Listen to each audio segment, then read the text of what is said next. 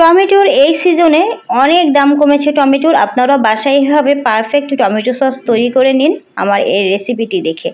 যাদের tomato sauce perfect হয় না, যাবতীয় টিপস অ্যান্ড ট্রিক্স সহ আজকের এই ভিডিওটি কিভাবে আপনারা টমেটো সস তৈরি করতে পারবেন, এর টেক্সচার এবং এর গুণগত মান ভালো রেখে এবং কিভাবে সংরক্ষণ করতে পারবেন, সব কিছু মিলিয়েই থাকছে আজকের ভিডিওটি। হ্যালো এভরিওয়ান, আসসালামু আলাইকুম। আশা করি আপনারা সবাই ভালো আছেন। মহান আল্লাহ তাআলার অশেষ রহমতে আমিও ভালো আছি।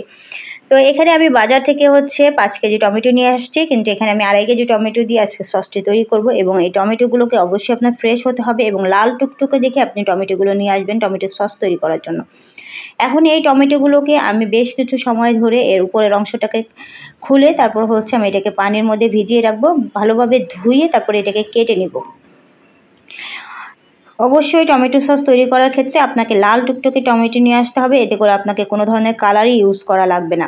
এই যে আমি টমেটোগুলোকে একদম পাতলা পাতলা স্লাইস করে কেটে নিয়েছি। এখানে 2 পিস রসুন, কিছু শুকনো মরিচ, 3টা পেঁয়াজ এবং আমি এখানে 3 টুকরো আদা কুচি কুচি করে কেটে নিয়েছি। এবং এখানে আমি দিব দারচিনি, এলাচ আর জয়ফল, জয়ত্রী যেটাকে বলে।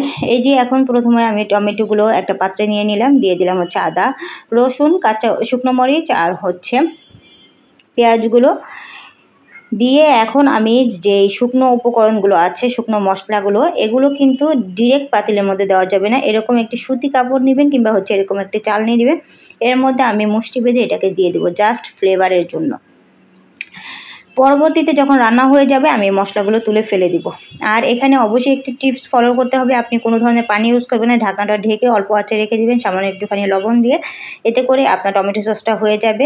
এরপর ঠান্ডা হয়ে গেলে ব্লেন্ডার জারের মধ্যে ভালোভাবে ব্লেন্ড করে তারপর একটি চালনির সাহায্যে এর যে দানা দানা লাফ থাকবে এগুলো সব কিছু চেলে ফেলে দিয়ে এরকম একটি পিওর আপনার একটি লিকুইড তৈরি হয়ে যাবে টমেটোর।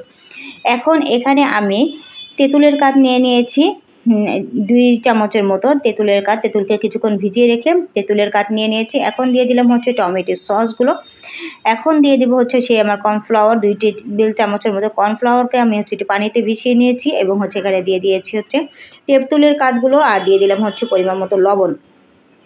লবণটা প্রথমে যেহেতু আমি অ্যাড করেছি, এখন অল্প পরিমাণে লবণ দিয়েছি এবং এখানে দিয়ে দিয়েছি 1 কাপের মতো আমি চিনি এবং 2 চা চামচের মতো দিয়ে দিয়েছি সাদা সিরকা। দিয়ে এখন এটাকে চুলোর মধ্যে দিয়ে আপনাকে অনবরত এটাকে নাড়তে হবে যেই পর্যন্ত এটা একদম আঠালো না হবে। এবং এটাকে চেক করার জন্য আপনি একটি পিরিচের মধ্যে কিছুটা নিয়ে একটু উপর করে দেখবেন, যদি দেখেন যে এটা পড়ে যাচ্ছে না, তার মানে আপনার টমেটো সসটা হয়ে গেছে এবং এটা ঠান্ডা হয়ে গেলে এটা আরও ঘন হয়ে যাবে।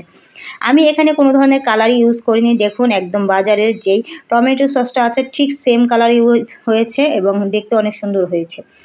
এরপর আপনারা যে কোনো কাচের জারে কিংবা কাচের বোতলে সংরক্ষণ করে রেখে দিবেন নর্মাল ফ্রিজে, অনেক দিন ভালো থাকবে। ভালো লাগলে অন্যদিকে ছড়িয়ে দিবেন। সবাই ভালো থাকবেন, সুস্থ থাকবেন। আল্লাহ হাফেজ, আসসালামু আলাইকুম সবাইকে।